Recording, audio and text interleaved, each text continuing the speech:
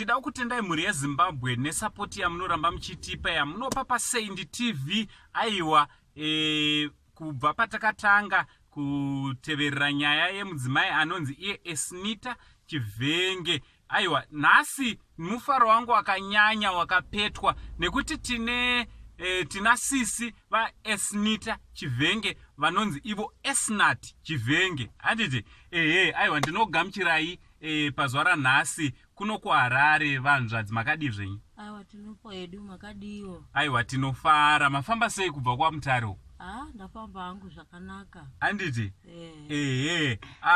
Mungada kuzivisa mhuri yeZimbabwe kuti Esnita Chivenge uyo mudzimai anogara around South Atto nevana vaviri, chii chenyu? Munin'ina wangu, mwana wamai vangu. Munin'ina wenyu chaiye? Tinobarwa tese. Alright, aiwa, tafara zvikuru kuti mauya kuti tinge tiri tinobatsirana. So zvatichaita tichibva panapa nemusi wemuvhuro tichabva toenda kuna Esnita Chivenge nevanokwanisa kutibatsira kuti tinge tiri tinotorana naye iye achienda kuchipatara, imimi motora vana. Hamene kuti muri kunzwa sei, zvikuru sei kune avo vakabatsira kusvika parizuva ranhasi nevacharamba vachingotibatsira kuti titore vana tikwanise kurapisana nehama yedu uye imimi muchizotora nevana muchienda navo kwaMutare. Ndinopa zvangu kutenda kukuru, vanhu vane moyo, vanhu vane rudo. Ndasvika mutauni ndikafona, vakauya vakanditora nemota yavo. Izvezvi ndiri pendiri tingori navo. Vanhu vane rudo, ndoda kutendawo Mwari naizvozvo kuti nevakabetserawo takanzwa kuti vakaenda kuBhowera vachinotsvaga tete vangu.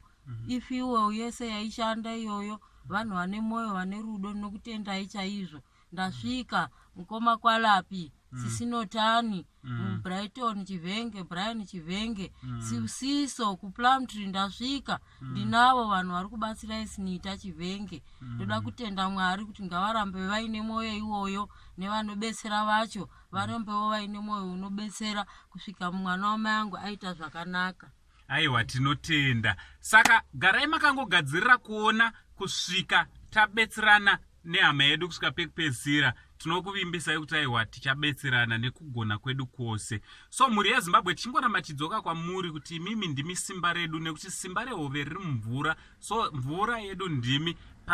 Kune vese vangada kuzotibatsira pamaprocesses achona zvinoda mari vazukuru, makasununguka kunge muri munotinyorera panhamba dziri pazasi panapa kuti tibatsirane nehama dzedu. Ndichiti makorokoto kune mhuri yeSaint TV nepatasvitswa, tichiti Ebenezer from Uncle Saint navanzvadzi vangu vari panapa vanonzi ivo Esnat Chivenge. Tobva tati much love.